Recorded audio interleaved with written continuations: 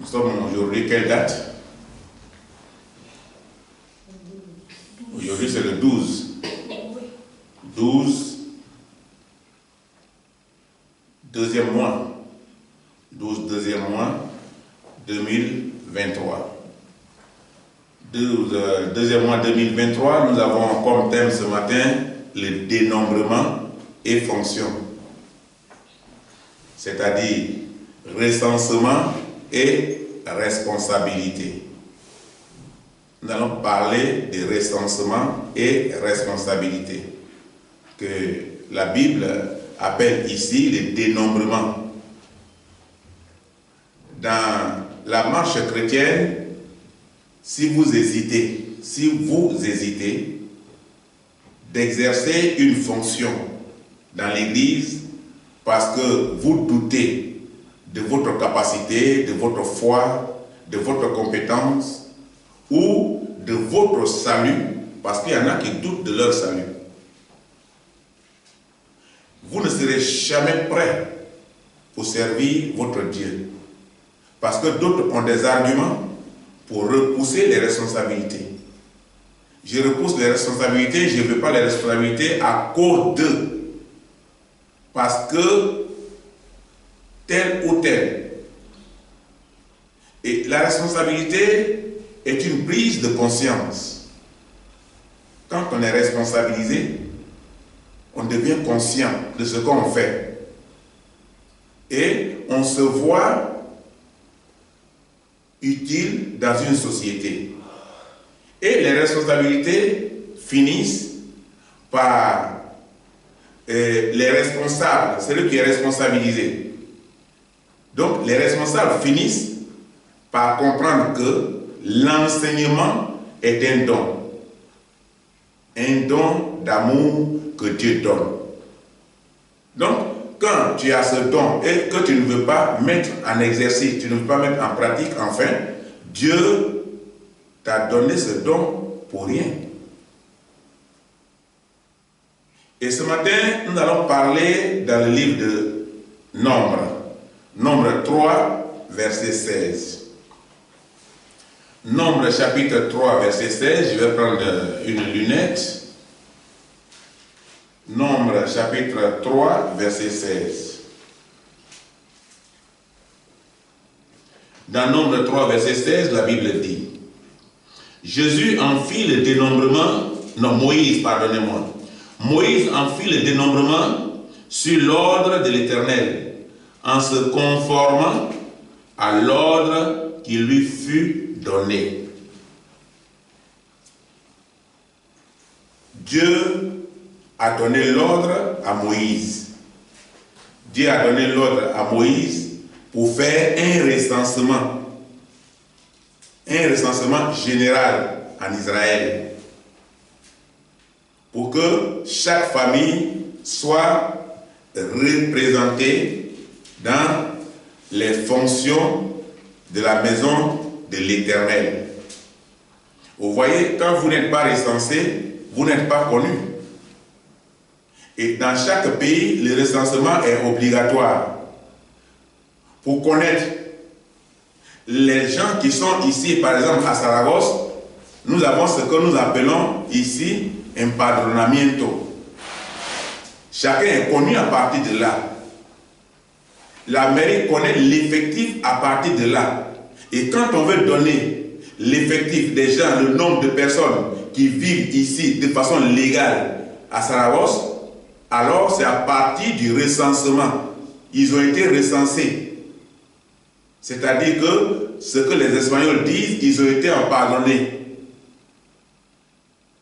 Et à partir de là, on les connaît. Quand tu vas faire un papier, on te demande cette fiche de recensement obligatoirement. Pourquoi? Parce qu'on doit d'abord s'assurer que tu es légal et que tu vis sur leur territoire de façon légale. Et c'est ça que Dieu a demandé ici à Moïse. Et le recensement est important.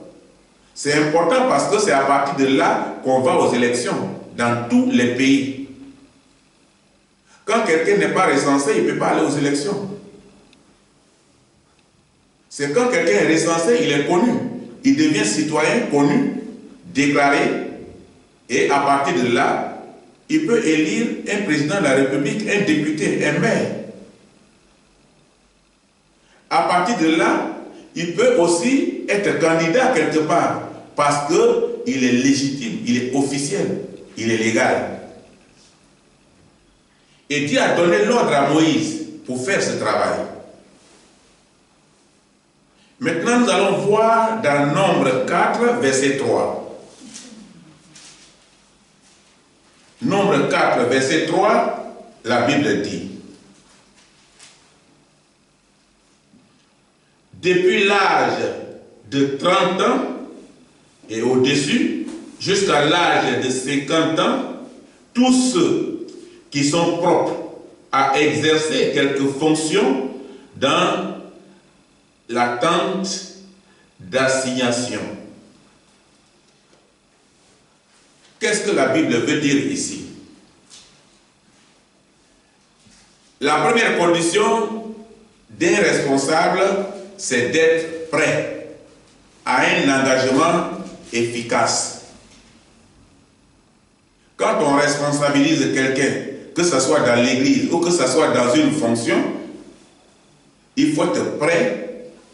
Il faut être prêt à un engagement efficace. Il faut être efficace. Sinon, on t'enlève de ton poste. On te dit, ben écoute, il faut quitter ici. Parce qu'on met quelqu'un ici qui est efficace, qui est compétent.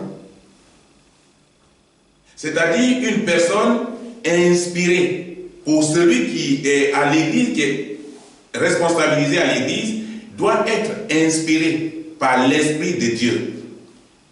Et en relation parfaite avec les autres. Ce sont les conditions que Dieu pose ici. Il dit à Moïse, il faut choisir les gens. Mais il faut que ces personnes-là soient des personnes efficaces. Et les conditions qui sont dedans, c'est que ce doit être des personnes qui doivent être en bonne relation avec les autres. Et donc, dans une église, si une personne est responsabilisée et qui n'est pas en accord avec les autres, en parfait accord avec les autres, finalement, sa responsabilité ne sert pas. Donc, il assume une fonction en vain. Parce que cette fonction est strictement réservée à des personnes propres. Ce que la Bible a défini ici tout à l'heure dans ce passage. Il dit tous ceux qui sont propres à exercer quelque fonction dans la tente d'assignation. Voilà ce que la Bible dit.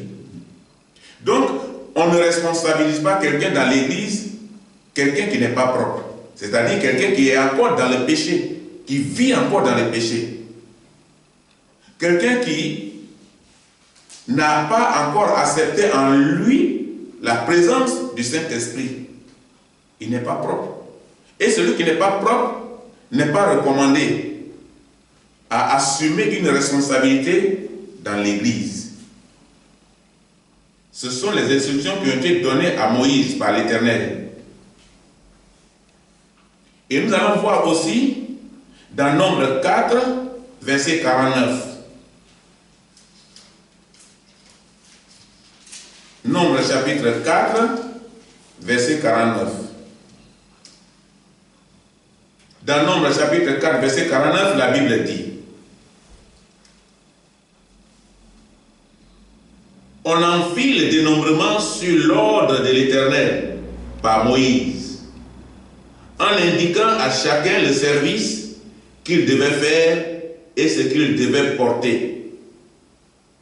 On en fit le dénombrement selon l'ordre que l'Éternel avait donné à Moïse.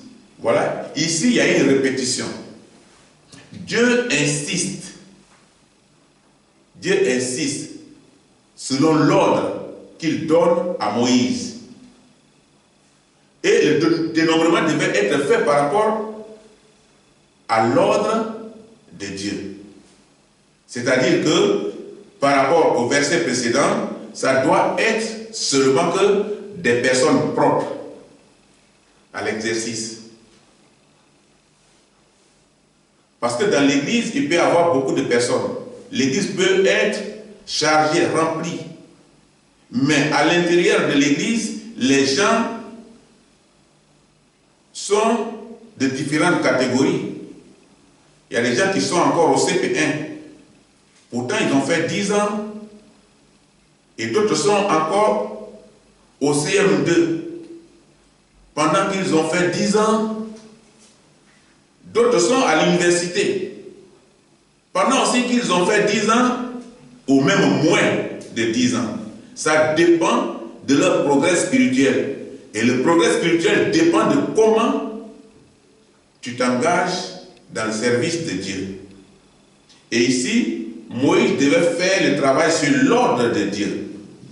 Parce que c'est ce qui est sous sa recommandation. Dieu ordonne à Moïse d'indiquer à chacun le service, selon le verset, d'indiquer à chacun le service qu'il devait faire. Mais pourquoi est-il essentiel pour chaque recensé d'assumer une responsabilité dans la maison de Dieu? Pourquoi? Parce que c'est pour avoir la crainte de Dieu. Quand quelqu'un assume une responsabilité dans l'église, la personne a la crainte de Dieu et s'éloigne du péché. Parce qu'au fait, tu es établi sur un nombre de personnes. Et puisque tu es établi, tu deviens un chef de file. Et la Bible dit ici que le chef de file doit être propre. Donc, quelqu'un qui est propre, c'est quelqu'un qui a la crainte de Dieu, qui a peur de vivre dans le péché. Et la Bible précise que ça doit être une personne qui est éloignée du péché. Et l'apôtre Paul a fait la même chose pour Timothée, en le préparant au ministère de Christ. Paul a travaillé pour préparer Timothée. Pour préparer quelqu'un au ministère de Dieu, souvent c'est difficile. C'est difficile parce que d'autres ne veulent pas s'engager. Ils ne voient pas le don de Dieu que Dieu a mis à leur disposition pour exercer un service. Et Dieu dit à Moïse, cherche des gens propres, des gens qui craignent Dieu, des gens qui sont prêts à servir Dieu et à faire mon œuvre avec toutes leurs compétences, mais avec tout leur cœur. Ceux qui vont s'éloigner du péché. Et nous allons voir dans 1 Timothée 1, verset 1. Nous allons voir dans 1 Timothée 1, verset 1. 1 Timothée 1, verset 1.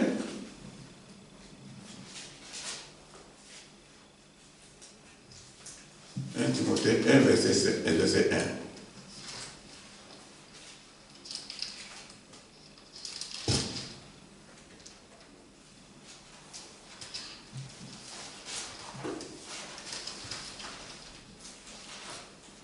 Voilà. Ici.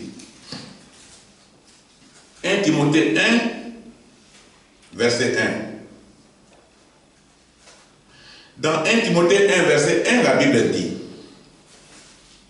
Paul, apôtre de Jésus-Christ, par ordre de Dieu, notre Sauveur, et de Jésus-Christ, notre espérance, par ordre. Ce que nous allons retenir dans ce verset, c'est par ordre. Ce qui n'est pas différent des autres passages que nous venons de lire. Paul est le père spirituel de Timothée. C'est lui qui a encadré Timothée. Parce que le père de Timothée, son père de famille biologique, Timothée, le père de Timothée est grec. Et sa mère est juive. Et quand l'apôtre Paul a fait la connaissance de Timothée, il l'a jugé il a jugé Timothée un homme capable pour le ministère de Dieu. C'est-à-dire un homme propre, un homme courageux, un homme compétent. Un homme qui avait la capacité de servir Dieu. Parce qu'au fait, à cette époque, le service était difficile. Il fallait aller de ville en ville, de village en village, à pied, pour annoncer l'évangile. Et l'apôtre Paul a préparé Timothée au ministère de Christ. Mais, pour le préparer à ce sujet, il a trouvé d'abord en lui des qualités d'un homme propre. C'est ce qui est recommandé dans ce passage. Parce que si Timothée n'avait pas les qualités d'un homme propre, Timothée ne serait pas choisi par Paul. Et la Bible a recommandé ici à Moïse de recenser, de dénombrer des personnes propres. Et au temps de Paul, Paul a vu Timothée. Et Paul va prendre Timothée comme son disciple. Et il va préparer Timothée pour que Timothée puisse servir Dieu. Mais il faut d'abord que Paul trouve en lui quelqu'un de propre, de respectueux, quelqu'un qui craint Dieu et avec le cœur pur, rempli d'amour. Parce que nous avons lu dans ce passage tout à l'heure qu'il faut d'abord être en rapport, en de bonnes relations avec les autres. C'est-à-dire qu'il faut être un homme d'amour, c'est-à-dire quelqu'un qui ne pense rien de mal à l'autre, mais un homme très préoccupé pour l'œuvre de Dieu. Il faut que ce soit celui-là. Ce n'est pas celui qui néglige sa responsabilité. On lui confie une responsabilité et il n'est pas capable de mettre cette responsabilité en valeur. La responsabilité de l'Église est une responsabilité importante parce que la prospérité de l'Église ou la prospérité de la vie de celui sur qui tu es établi dépend aussi de toi, dépend de ta conduite, dépend de ta compétence, dépend de la suivi que tu vas lui donner. Et quand cela n'existe pas, alors tu ne pourras pas. Tu ne pourras pas amener à servir Dieu efficacement. Et Timothée était un homme très obéissant. Il était obéissant à l'œuvre de Dieu. Mais c'est ce que la Bible nous recommande tous. Et la grâce le plaçait sur une reconnaissance. Dieu a choisi, lui a donné le don, il a choisi par le canal de Paul, Timothée, et Dieu était très content de lui. Parce que pour servir Dieu, il faut être capable de diriger les gens vers Jésus-Christ. Il faut être capable de décrire Christ, de décrire la mission de Christ. Il faut être capable d'expliquer à quelqu'un pourquoi il est venu sur cette terre, dans ce monde, pourquoi il est allé à la croix, et pourquoi, pendant tout ce temps, il ne s'est jamais vengé. Il faut être capable d'expliquer la mission de Christ sur terre. Et toute cette capacité doit se trouver dans la vie d'un serviteur de Dieu. L'amour et la grâce. Timothée avait les deux caractères. Timothée avait l'amour, mais Timothée aussi avait la grâce. Et nous allons voir dans Romains 12, versets 6 à 8. Romains 12, versets 6 à 8. À 8. 12 à 8.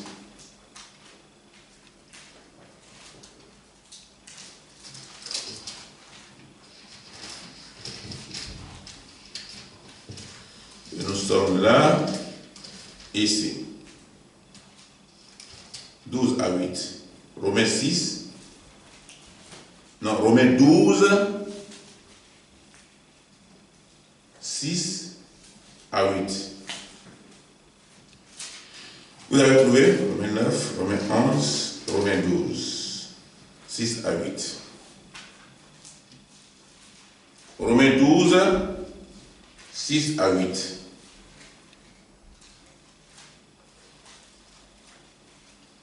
La Bible dit, puisque nous avons des dons différents selon la grâce qui nous a été accordée, que celui qui a le don de prophétie l'exerce selon l'analogie de la foi. Voilà ici, là, la Bible parle de différents dons. Nous avons tous les dons. Il y a quelqu'un qui a le don de louer Dieu. Il a la belle voix, il doit chanter. Il ne doit plus se cacher, il ne doit pas avoir honte. Il doit louer l'Éternel. Celui qui a le don de prière pour guérir, le don de guérison, le don d'évangéliser, celui qui a le don de prédication. Et Dieu a donné à chacun un don. Personne n'est vide. Chacun de nous a un don qu'il doit exercer au service de Dieu. Dans le travail de Dieu,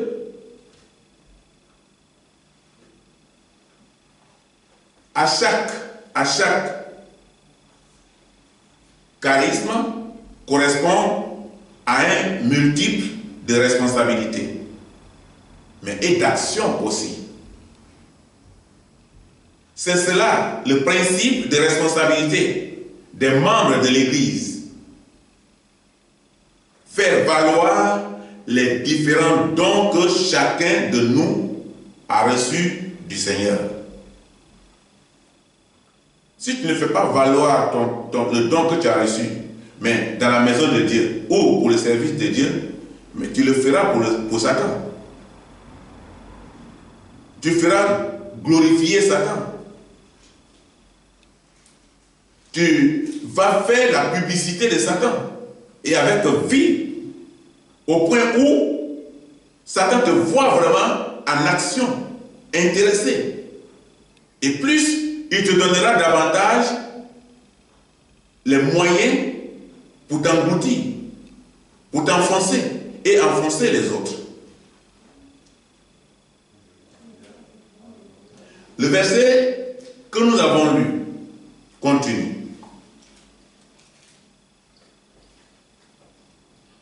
Que celui qui est appelé au ministère s'attache à son ministère. Que celui qui enseigne s'attache à son enseignement. Et celui qui exhorte à l'exhortation. Que celui qui donne le fasse avec libéralité. Que celui qui préside le fasse avec zèle. Que celui qui pratique la miséricorde le fasse avec joie. C'est là que les versets s'arrêtent. Et ici, là, les détails sont donnés. Que celui qui a tel ou tel don fasse avec joie. Qu'il le fasse content. De tout son cœur, avec toute sa vie. Voici ce que Dieu dit dans ce passage. Mais quand, par la grâce de Dieu, l'Église prospère, mais la charge de notre responsabilité pour l'œuvre de Dieu devient importante et grande. C'est là, souvent, que beaucoup fuient l'Église. Or, quand nous allons à l'église, quand nous prions, c'est pour que l'église prospère. C'est pour que les âmes soient sauvées. c'est pour qu'il y ait beaucoup de personnes. Et ces personnes seront des soldats qui vont lutter contre le camp ennemi. Mais pour d'autres, c'est le contraire. Plus l'Église prospère et que la charge de l'Église devient importante et grande, alors il fuit l'Église. Mais la charge de l'Église devient importante et grande et une seule personne ne pourra plus y suffire. Voilà pourquoi Dieu a donné l'ordre à Moïse. Moïse, toi seul tu ne pourras pas. Il faut responsabiliser des gens pour que ceux-là aussi fassent le travail dans ma maison parce que j'ai donné à chacun un don. Mais à ce stade-là, beaucoup fuient l'Église. Beaucoup quittent l'Église quand l'Église prospère. Beaucoup quittent l'Église quand les charges de l'Église deviennent importantes. Beaucoup de responsables fuient leur responsabilité pour l'œuvre de Dieu. Parce que plus il est responsable, plus les charges s'augmentent, plus il est engagé. Parce qu'au moins, pour la bonne foi, des gens qui vont à l'évangélisation, qui vont à des retraites, qui vont à des sorties, quand un parmi eux, à cette époque-là, n'a pas ce moyen, s'il a ça en tant que responsable, il doit mettre la main dans la poche. Et c'est ça que d'autres ne veulent pas faire. Ils veulent recevoir le don de Dieu, recevoir les moyens que Dieu donne, mais ils ne veulent pas participer à la prospérité spirituelle de l'autre par ses moyens et avec ses moyens. Alors, ils fuient l'Église. Or, ici, Dieu a dit à Moïse, tu as beaucoup fait. Parce qu'au fait, Moïse a fait de grandes choses. Moïse est allé où les gens avaient peur devant Pharaon. Pharaon était un homme puissant. Et pour faire sortir le peuple d'Israël du milieu des Égyptiens, n'était pas une chose facile. Les gens ne voudraient pas. Donc pour sortir de l'esclavage, le maître ne t'acceptera jamais. C'est ce qui est en train de se produire en Afrique. Quand un pays africain aujourd'hui veut sortir de l'esclavage des colonisateurs, on tue ce président. On le met en prison, s'il a la chance. Et beaucoup de dirigeants africains ont été tués comme ça, simplement pour leur choix de vouloir servir leur propre peuple. Le maître n'accepte pas. Et en Égypte, les Israéliens avaient des maîtres. Et leurs maîtres étaient des Égyptiens. Et pour sortir de l'esclavage, ça donne un trou, ça creuse un trou dans la maison du maître. Alors, il faut les maintenir. C'est ce qui se produit en Afrique. Quand on chasse un colonisateur en Afrique, ça fait un trou dans son budget. Parce que tout ce qu'il prend en Afrique, il le prend gratuitement. Et en plus,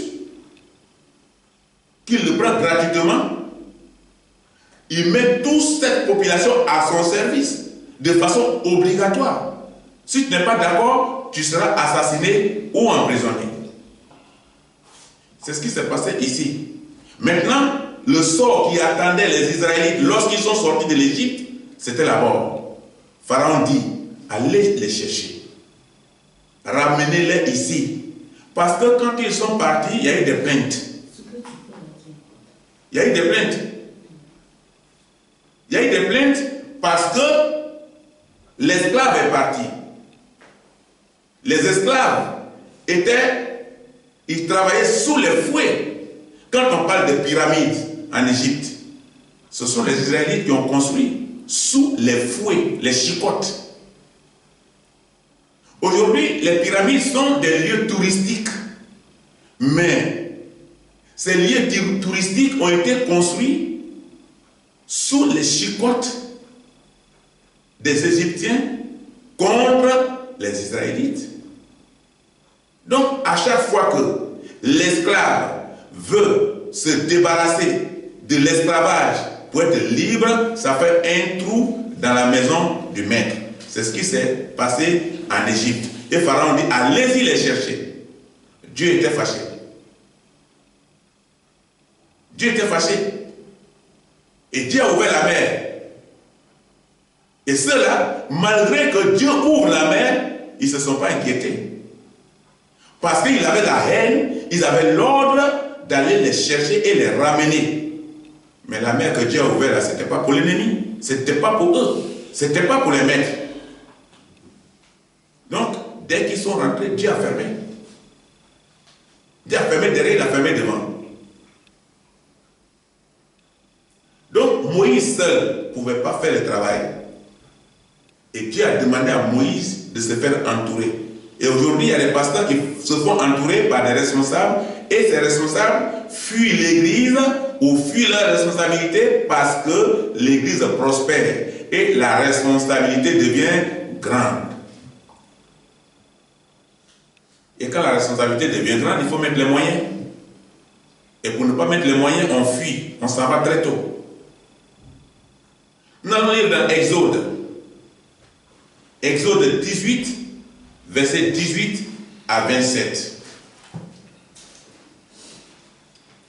Exode 18, versets 18 à 27.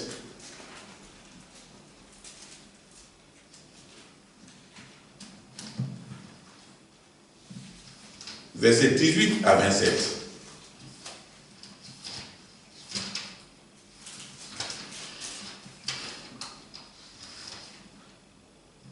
Ici, là, qu'est-ce que la Bible dit? Exode 18, verset 18. C'est long, nous n'allons pas tout lire. Peut-être. La Bible dit, tu t'épuiseras toi-même et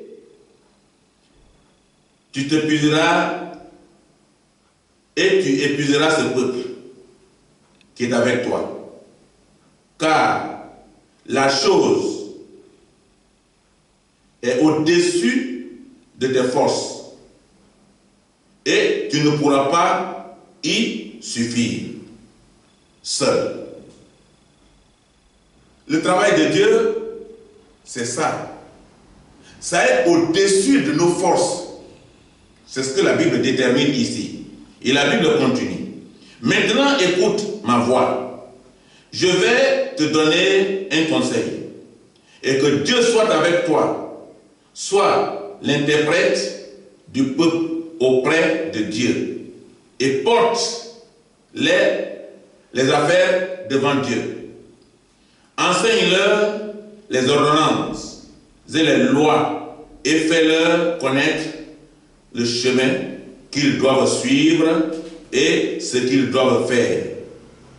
Choisis parmi tout le peuple des hommes capables, craignant Dieu, des hommes intègres, ennemis de la culpabilité, établis-les sur eux comme chefs de 1000, chefs de 100, chefs de 50 et chefs de 10. Qu'ils jugent le peuple en tout temps, qu'ils portent devant toi toutes les affaires importantes et qu'ils prononcent eux-mêmes sur les petites causes. Allège ta charge et qu'il t'apporte avec toi. Qu'il l'apporte avec toi. Si tu fais cela et que Dieu te donne des ordres, tu pourras y suffire. Et tout ce peuple parviendra heureusement à sa destination. Moïse écouta la voix de son beau-père. Je suis où? Oui. Et fit tout ce qu'il avait dit. Moïse choisit des hommes capables parmi tout Israël Et il les établit chefs du peuple, chefs de 1000, chefs de 100, chefs de 50 et chefs de 10. Il les jugeait, il jugeait le peuple en tout temps. Il portait devant Moïse les affaires difficiles et ils prononçèrent eux-mêmes sur toutes les petites causes.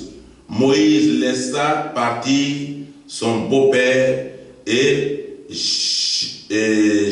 Jéthro s'en alla dans son pays.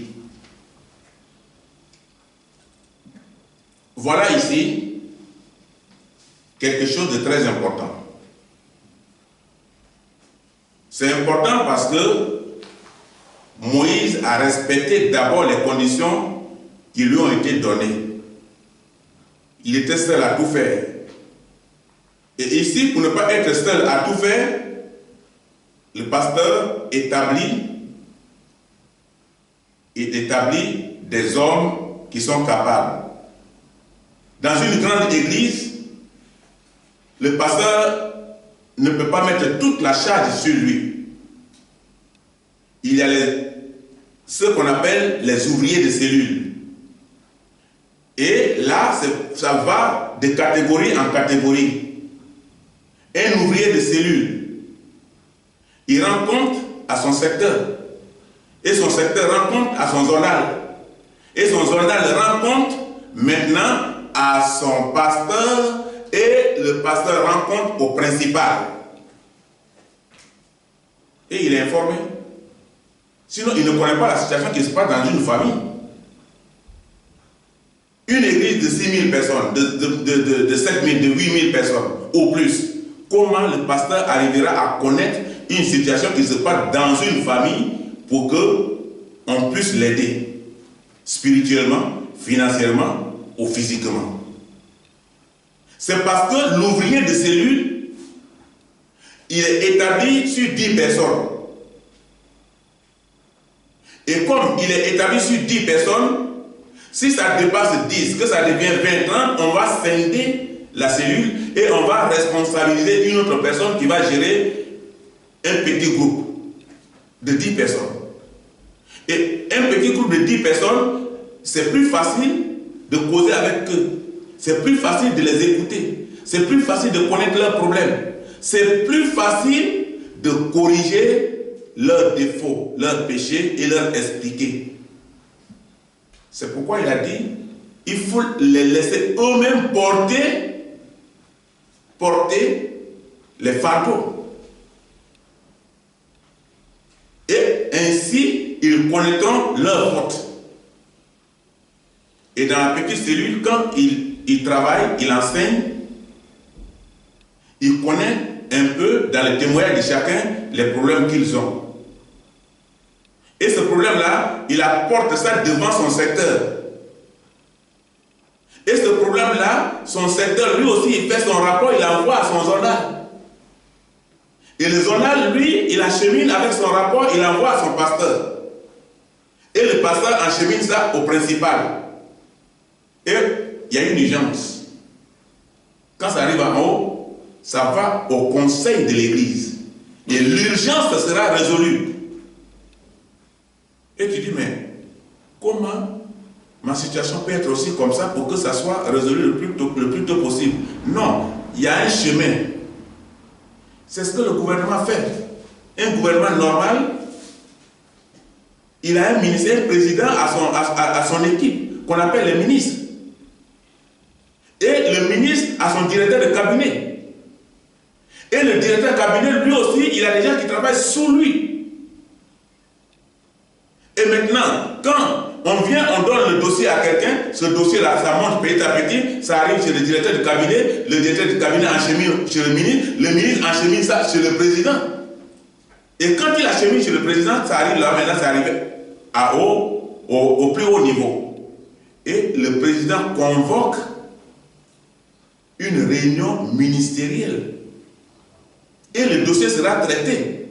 Et l'affaire sera connue et solutionnée. S'il s'agit d'un quartier, s'il s'agit d'un village, s'il s'agit d'une population, qui a des problèmes, on peut solutionner. Il manque d'eau. Comment le président peut savoir qu'il manque d'eau? Il manque l'électricité. Comment le président peut savoir qu'il manque l'électricité? Le président n'est pas dans la rue, mais il y a des gens qui sont avec eux, qui font monter le dossier petit à petit, jusqu'à ce que ça arrive au président de la République. Ici, pour l'association des Africains que je dirige, je vais à la réunion des maires. Le maire envoie une convocation. Et quand tu arrives là-bas, tu donnes ton rapport au maire. Tu lui dis, voilà les difficultés que nous avons. Le maire prend note. Et maintenant, lui, il achemine où il doit acheminer. Et le problème est connu. Et on tente de les résoudre. S'il faut vous convoquer ou s'il faut résoudre sans vous. Et maintenant, d'autres associations qui viennent, c'est le problème du quartier. Il y a un trou sur une voie. Et ils veulent que ça soit résolu. Il y a une route qui n'est pas praticable. Et on amène ça, et le maire, au fur et à mesure qu'il est informé, il envoie des gens qui sont chargés pour faire ce travail. Voilà la compétence de chacun. Ceux qui vont travailler là, c'est leur compétence. Un contrat leur a été donné. Ceux qui ont fait monter le dossier petit à petit, c'est leur compétence. Voilà la responsabilité de chacun. Et ici, là, il est demandé à Moïse de responsabiliser chacun petit à petit jusqu'à ce que les choses viennent à lui. Avant que ça n'arrive à lui, tout est connu dans les détails. Voilà les charges de l'Église. Voilà comment l'Église fonctionne. Nous venons de lire ici ce passage. Ma peine est grande parce que parmi le peuple de l'Église, Dieu a donné à chacun un don. Dans chaque église, il y a un don. Les gens qui vont dans l'église, qui sont membres, chacun a un don. Et il y a des gens capables pour rendre utile le ministère de Dieu. Mais,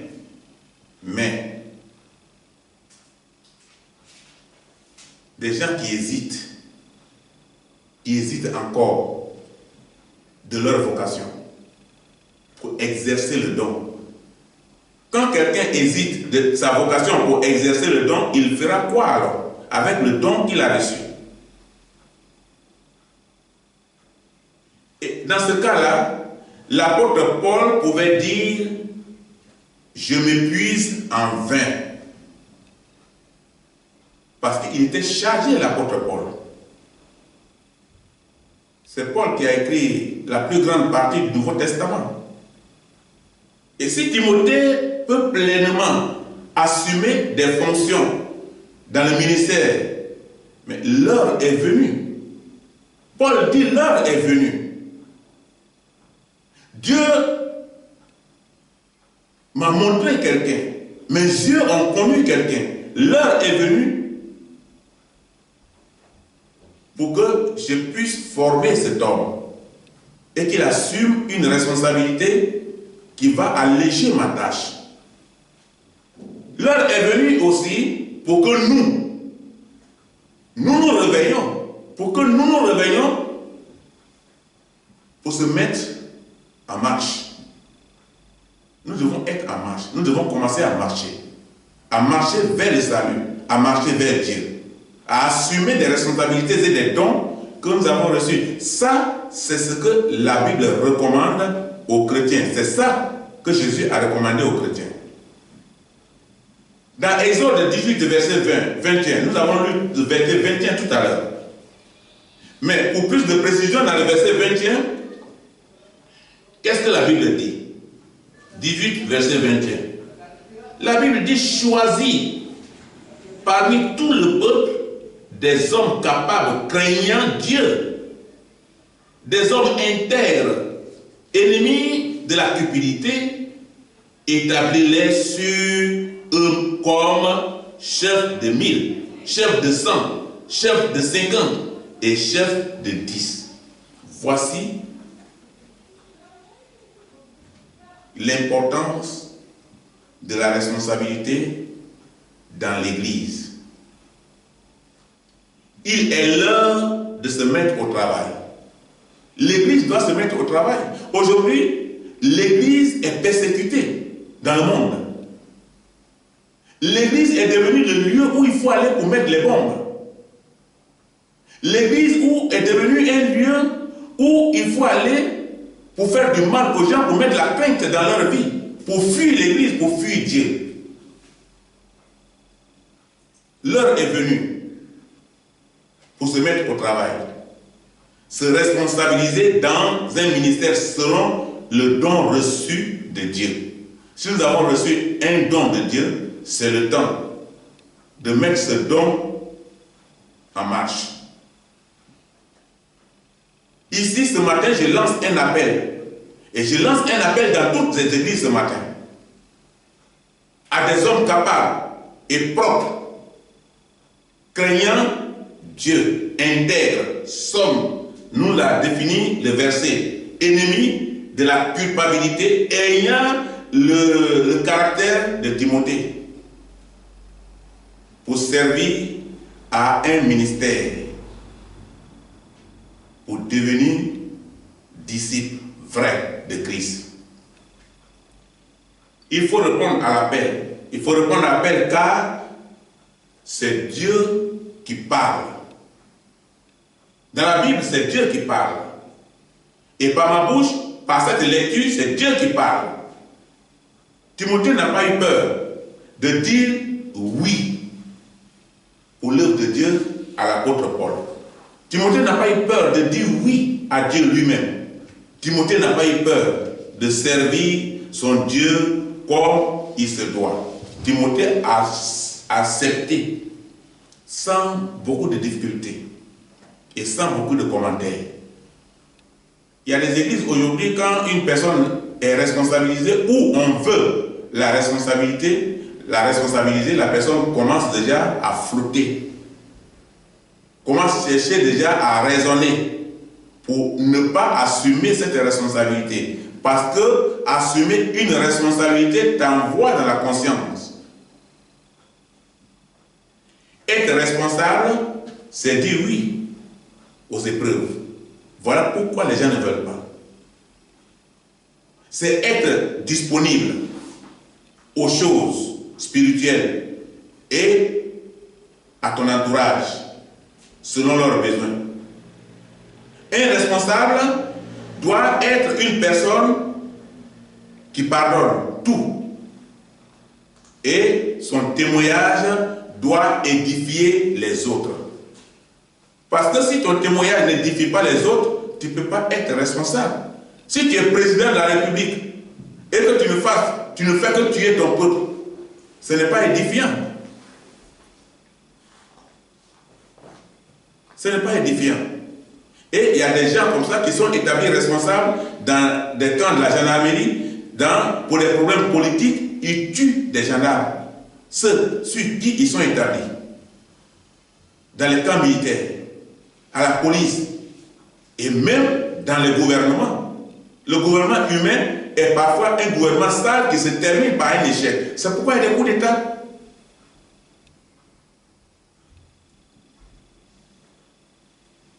Un responsable, il doit être obligatoirement tolérant. Il doit supporter le poids des pécheurs, mais il doit aussi supporter le poids des autres. Et des responsables faibles dans la foi, il doit les supporter et les accepter.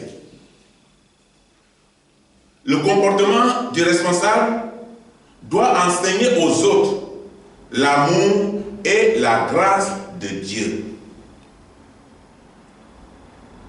Un responsable doit être disponible au programme de l'Église. Ce n'est pas lui tous les temps, oui, c'est-à-dire, non, comment, c'est bon, voilà, c'est bon, c'est-à-dire, non, il doit être disponible. S'ils doivent s'absenter, les raisons doivent être connues et valables. Et quand on a la grâce de devenir chrétien, on doit avoir une préoccupation. Une préoccupation pour la prospérité de l'Église. Parce qu'au fait, Dieu nous choisit pour être un disciple. Mais Dieu nous choisit pour être un responsable. Dieu nous choisit pour que par notre canal, les âmes soient sauvées. C'est le besoin de l'œuvre de Dieu. Le zèle nouveau pour la parole de Dieu. C'est ça qui doit nous habiter maintenant. Et la nouvelle alliance avec Dieu sera désormais notre condition de vie, notre vision. Tu es sauvé grâce à quelqu'un qui t'a annoncé l'évangile. Il faut que par toi, d'autres personnes soient aussi sauvées, qu'ils reçoivent l'évangile par toi. Ça, c'est aussi t'acquitter d'une charge importante.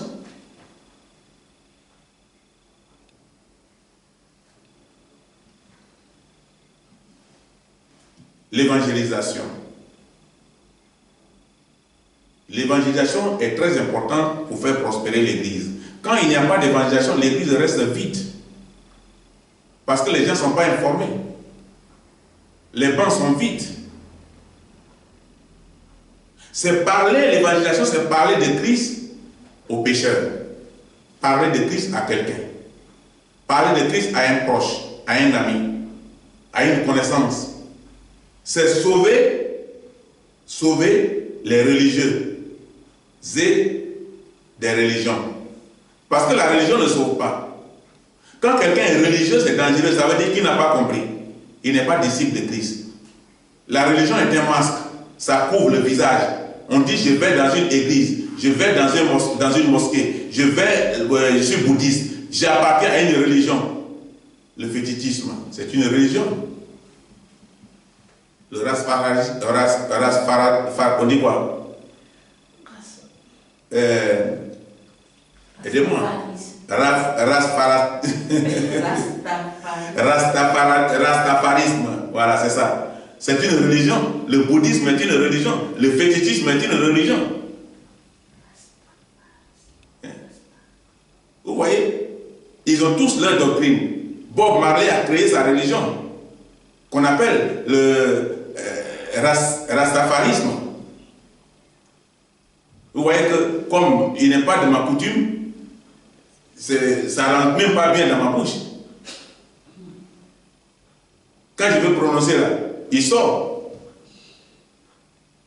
Parce que là-bas, là, c'est le ghetto. Ils s'entretuent. C'est la drogue qui travaille. Et le maître fondateur était l'homme le plus aimé dans le monde. Parce qu'il a implanté une religion qui a été aimée, mais qui a détruit des milliers de personnes. Voilà. Il faut sauver ces personnes-là. Parle à tes amis et tes connaissances. L'évangélisation est le moyen par lequel Dieu sauve les parents. Dieu sauve par toi les connaissances. Nous allons lire dans Marc. Nous allons lire dans Marc 16, verset 15. Marc 16, verset 15.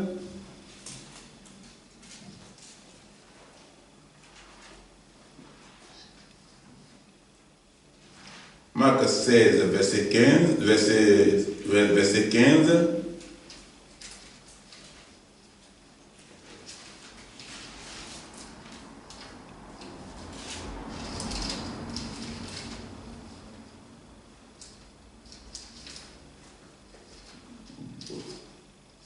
Nous en sommes là.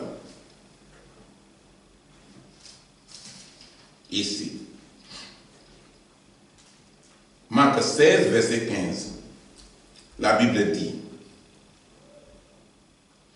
Puis il leur dit, allez partout le monde et prêchez la bonne nouvelle à toute la création. Ça, c'est l'évangélisation. C'est un ordre qui a été donné. pour que la parole soit prêchée à travers le monde, pour que les hommes et les femmes soient informés de la bonne nouvelle. Voici un ordre de notre Seigneur. Dieu nous confie une responsabilité, une mission. C'est d'aller par tout le monde, pour prêcher la bonne nouvelle. La bonne nouvelle qui sauve l'âme du pécheur. Voilà cette responsabilité. Mais c'est une responsabilité qui est beaucoup négligée. Parce que les gens ont même peur de parler à quelqu'un. Les gens ont peur de s'approcher de quelqu'un. Les gens ont peur d'annoncer Christ, de peur qu'ils soient persécutés. Jésus était un grand évangéliste, mais il a commencé son ministère dans sa famille à Jérusalem. Jérusalem est sa famille. C'est à Jérusalem qu'il a commencé sa mission. Et ta famille sans Christ doit te préoccuper. Tu dois aussi prêcher l'évangile dans ta famille, à tes parents, tes enfants, ta femme, ton mari. Sans Christ, ce sont des sujets de prière pour toi. S'ils n'ont pas Christ, s'ils n'ont pas encore reçu Christ, c'est ta responsabilité, c'est la responsabilité que Dieu te confie. Manque d'évangélisation nous gagne. Ça nous gagne parfois. Ça nous gagne par la paresse, par la négligence. Manque d'évangélisation. Ou nous avons peut-être honte que d'autres personnes sachent que nous sommes chrétiens. Ah, je ne veux pas qu'on soit au courant que je suis chrétien. Et on se cache. Or, le chrétien est une lumière. Quand il arrive dans un lieu, les actes qu'il pose sont différents. Les actes qu'il pose sont différents. Et les conditions de sa vie sont différentes. Il devient une personne différente. Ou parfois, c'est notre propre témoignage qui ne nous permet pas d'annoncer l'évangile aux autres. Parce que toi, ta vie est sale. Donc, tu ne peux pas parler d'une propriété à quelqu'un. Puisque l'évangile dit que ce sont des personnes propres. Mais toi, tu n'es pas propre, tu ne peux pas demander à quelqu'un de devenir propre. Fais ce que je te dis, mais ne fais pas ce que je fais. Ça devient une contradiction. Et même aux gens de notre propre maison, quand notre vie n'est pas propre, on ne peut pas leur parler de Christ. Aussi bien dans la rue, c'est la même chose. Comme dans notre lieu de travail. Quand notre vie est chargée de péché, nous sommes dans la culpabilité et nous avons peur d'annoncer la parole de Dieu. Nous allons lire dans Apocalypse 2, versets 2 à 4. Apocalypse 2, versets 2 à 4.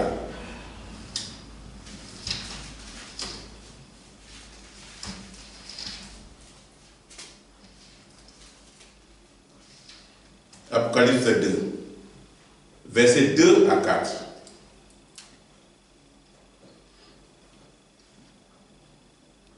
Je connais tes œuvres, ton travail et ta persévérance. Je sais que tu ne peux supporter les méchants, que tu as éprouvé ceux qui se disent apôtres et qui ne le sont pas, et que tu les as trouvés menteurs, que tu as de la persévérance, que tu as souffert à cause de mon nom et que tu ne t'es point lassé. Mais ce que j'ai contre toi, c'est que tu as abandonné ton premier amour. Voilà ce qu'il a dit ici. Quand tu étais nouveau chrétien, il y a des gens, quand ils sont nouveaux chrétiens, ils sont zélés. Tu es un grand évangéliste. Tu parlais aux méchants. Tu ordonnais aux démons de sortir des corps. Et les démons sortaient des corps. Il respectait ce que tu disais. Tes ordres étaient respectés. Parce que ta parole est accompagnée du Saint-Esprit. Tu parlais au mauvais esprit de sortir et il t'obéissait. Parce que la puissance que tu avais n'était pas ta propre puissance. C'est une puissance qui venait de Dieu. Et qui avait tout le pouvoir de déloger les démons, les maladies ou toute puissance quelconque qui sont envoyées depuis le deuxième ciel.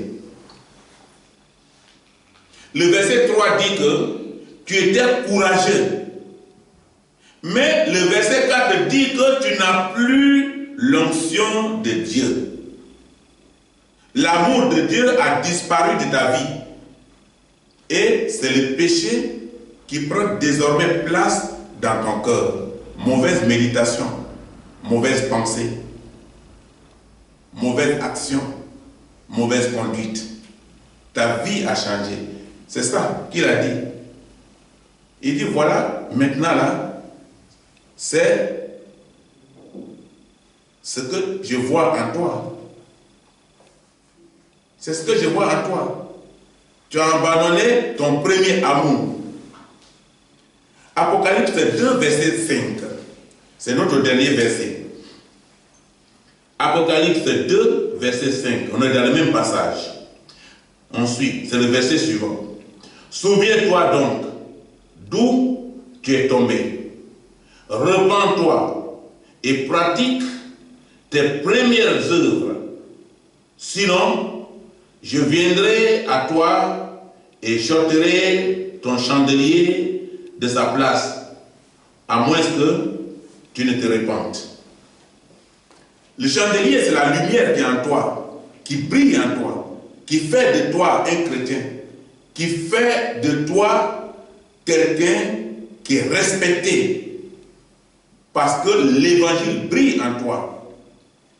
Souviens-toi d'où tu es tombé. C'est-à-dire, souviens-toi où tu as péché. Et abandonne. Et repens-toi. Reprends conscience. Souviens-toi de ton frère, de ta sœur, que tu as négligé, mais aussi de ton frère égaré dans l'église ou chez toi.